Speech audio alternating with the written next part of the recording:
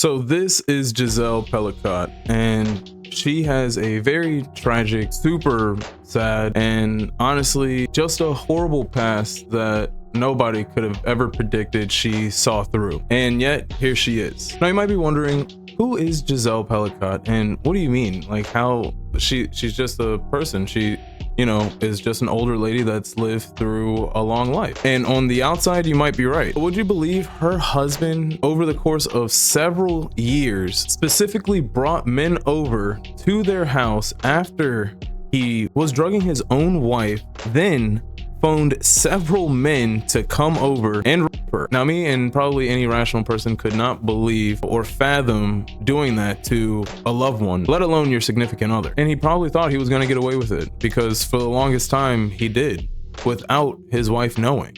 But thankfully, karma struck him in the end. Finally. But before we get into that, let me read you a little bit about the history of this whole trial and story. Giselle and Dominique Pelicott, the husband, were both born in 1952, and then they got married in 1973. Giselle Pelicott was born in Germany to a French family. Her father was in the military, and despite losing her mother at the age of 9, she described a happy childhood. I actually can relate to that same sentiment. I lost my dad at 9, and I still grew up a very happy and I guess well-rounded person. Thanks to my mom. She met her husband, who she said had a tough childhood, when she was 20. She worked in administration at the state electricity company, while Dominique Pelicott had various jobs, including an electrician and estate agent. The couple lived in the Paris area and had 3 children.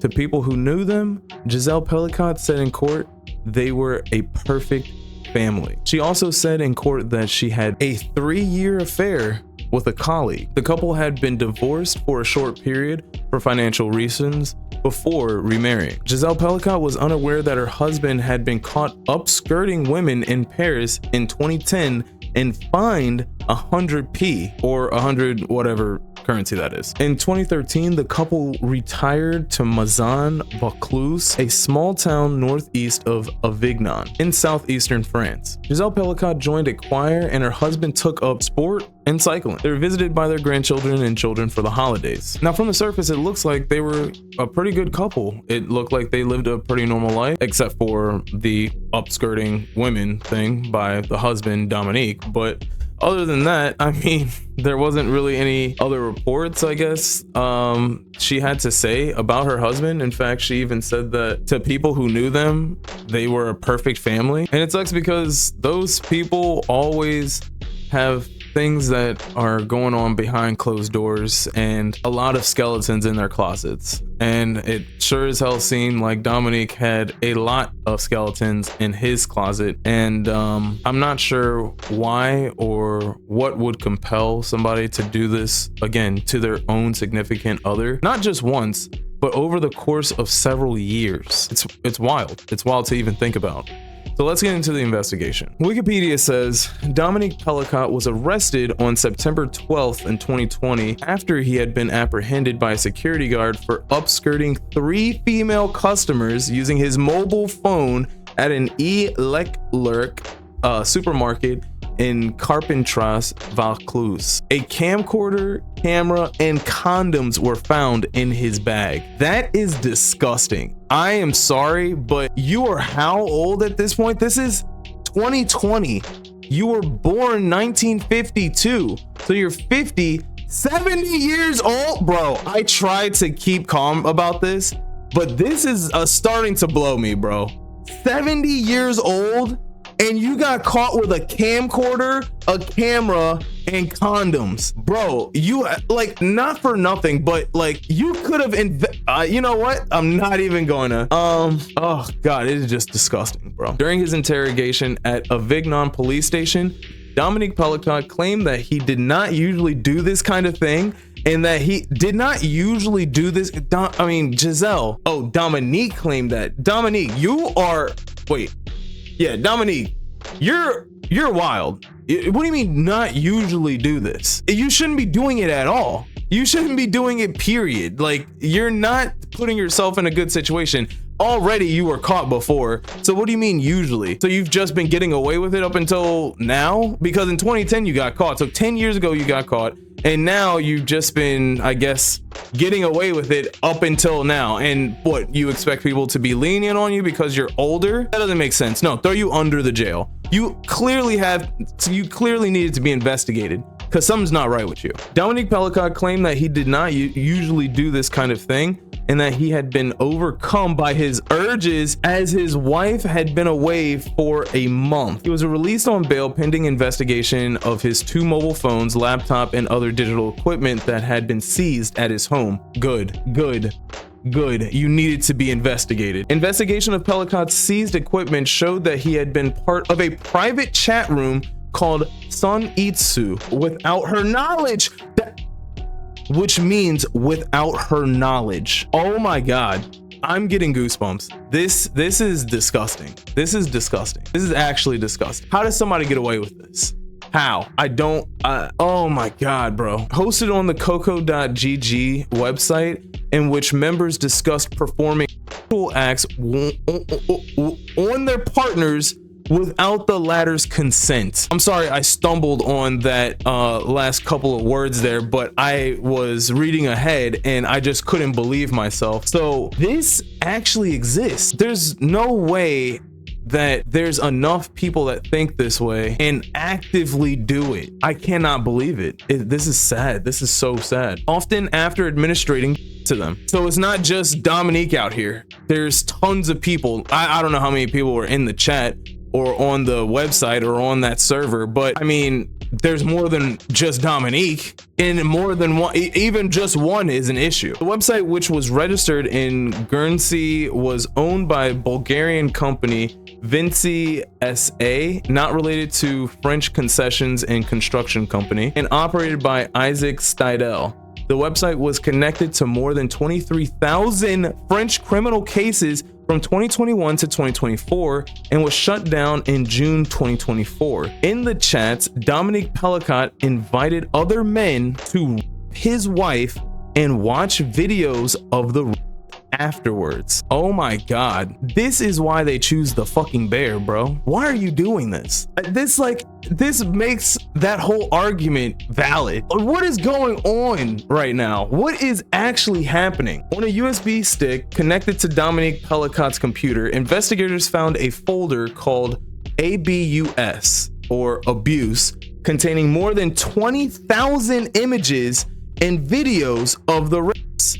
Giselle Pelicot was unconscious in all of them. The media had been meticulously filled by Dominique Pelicot with explicit titles that gave the dates, names of perpetrators, and nature of the act. He's literally alphabetizing and organizing these tapes. This man needs to be under the jail. He knew, obviously he knew. He's been setting up the whole thing. So there's no question about that. Also, you're naming, organizing, and reviewing, basically doing, I hate to make jokes, basically doing a play-by-play with the men who just assaulted your wife, and she's just just laying there unconscious? How could you do that? How could you consciously do that? It's insane. It's insane. Oh my God, this makes me so mad. This allowed the investigators to identify 92 separate rapes committed against Giselle Pelicot by 72 different men between July 2011 and October 2020. It took the police 2 years to identify and locate 50 of the perpetrators. The rest remain unidentified. The sex offenders were aged between 21 and 68 at the time of the photographs were also found of Dominique Pelicot's 2 daughters-in-law in the shower, which had been taken without their consent and had been shared online. 2 photos were found of his daughter, Caroline Darien, when she was around 30 years old, unconscious on a bed as if she had been anesthetized and dressed in her mother's underwear. Pelicot has never admitted to abusing Caroline. This is crazy. This is just absolutely nuts. There should have been a harsher crime for upskirting somebody. How can you just be like, how could you get slapped on the wrist for $100-something for upskirting somebody? That you're literally, that's basically in my book. That is basically assault. You're basically sexually assaulting them. I don't care. You're basically sexually assaulting them, because it's not like, it'd be one thing if she was showing you or if it was just out or whatever, but you're going under to do that, bro. That's assault. That's assault. Nobody prescribed to that. Nobody wanted that. You know what I mean? On November 2nd of 2020, Dominique and Giselle Pelicot were called by the police to attend an interview. The police questioned Giselle Pelicot about her sex life, and she told them she had never taken part in wife swapping or threesomes. She was shown in a photograph, but she did not recognize the woman asleep in the photo while a man raped her. The officer asked if the bed and table in the photo belonged to the Pelicots, but she still did not recognize herself. But when a second photograph was shown to her, she finally understood what had been happening to her. She had been raped around 200 times between the years 2011 and 2020, initially in Paris and later in Mazan. Her world fell apart, and yours would too, and anybody's would. Giselle, I am just reading your story out loud. I am so sorry that this happened to you, and I know that means nothing to you. I know that you definitely are not going to see this, but I hope not only do you get the justice you deserve, but you get whatever restitution is headed your way in full, with interest. Dominique Pelicot was rearrested on November 2nd, 2020 and charged with the aggravated and numerous other sexual offenses. He was also accused of violating the privacy of his wife, daughter, and 2 daughters-in-law by illegally recording and occasionally distributing intimate photos of them. He has admitted his guilt. He also admitted to getting satisfaction from watching other men abuse his wife. At this point, he's just bragging about it. At this point, he's at the end of his life and is just throwing up his hands, and he wants to get caught at this point. He wants people to know. He doesn't care. He never cared. You never loved Giselle. Dominique, you never loved Giselle. According to Dominique Pelicot, the abuse started after his wife had been prescribed lorazepam, Temesta, an anxiolytic drug, which caused her to be drowsy. He took advantage of this by secretly adding Temesta to his wife's meals and drinks, causing her to lose consciousness, which allowed him to commit sexual acts such as which his wife had been refusing in the past. He would film the abuse, sometimes committed after he had taken Viagra, and share what he had filmed online. He would invite strangers from the internet to watch him abusing his wife, and on other occasions, he would invite them to abuse her. Dominique Pelicot eventually started to obtain pills from his own doctor to use on his wife. According to the Primary Health Insurance Fund, he had been prescribed 450 anxiolytic pills in 1 year. Are those opioids? Is there an opioid crisis in Paris too? What is happening? How do you get 450 anxiolytic pills in 1 year? 450? 450 as an aged man. You don't need that much, bro. What in the world? What are they giving you? Did you tell them you lost them? I don't understand. I don't understand this. So now let's get into the trial, the final part, right? Let's see what justice is headed Giselle's way. The trial of Dominique Pelicot, Jean-Pierre Marechal, and 49 other defendants at the judicial court in Avignon began on the 2nd of September 2024, and it's expected to last until December 20th of 2024. The prosecutor and several defense lawyers requested that the trial be held in private, but Giselle Pelicot opposed this and requested through her lawyer that it be held in public so that everyone knew what she experienced. Girl, this Giselle is that, she's always been that bitch. Giselle is that bitch.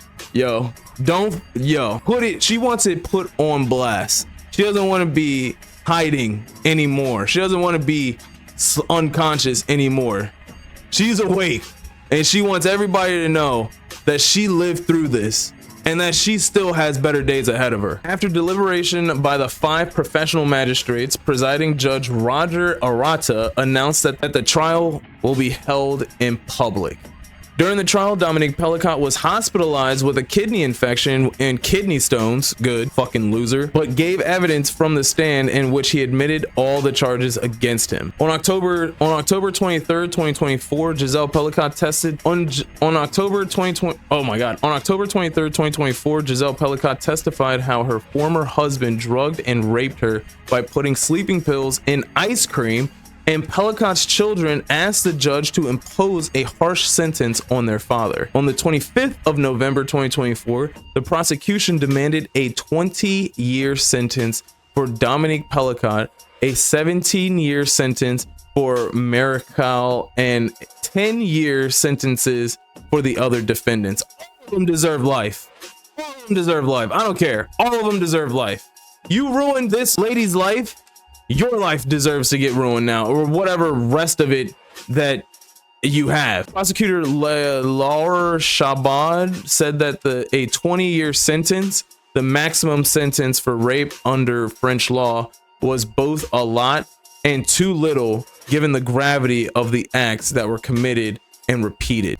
I think we all would agree with that. I think we all would agree that 20 years as a maximum sentence, all of them deserve life. Even if you were in the chat room, life. Give them life. Investigate the chat room. Investigate the server. Investigate the website. Investigate everybody's phones. Investigate everybody's laptops. Investigate everybody's hard drives. What the like, why aren't you doing this? It's the same thing about freaking YouTube and not being able to chase down child P words because, I don't know, it goes against like harassment or whatever. It's so weird. Like, get them. Publicize it. Flip walk them. This is ridiculous. There were 51 men who were on trial for the alleged and assault of Giselle Pellicott. They were aged between 26 and 74. The youngest was 22 at the time. They each face up to 20 years in prison.